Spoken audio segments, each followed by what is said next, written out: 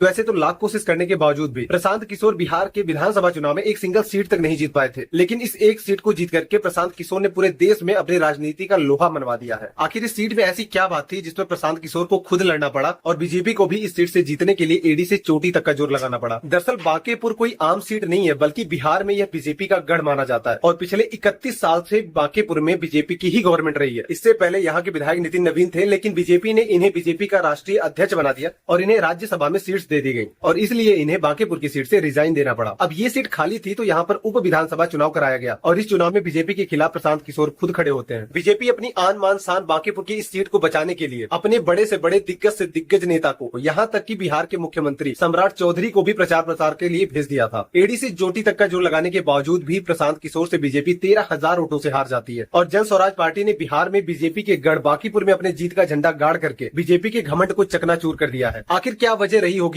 जिस सीट पर बीजेपी लगातार 31 साल से जीत रही थी, आज उस सीट को वह हार जाती है? कमेंट बॉक्स में बताइए।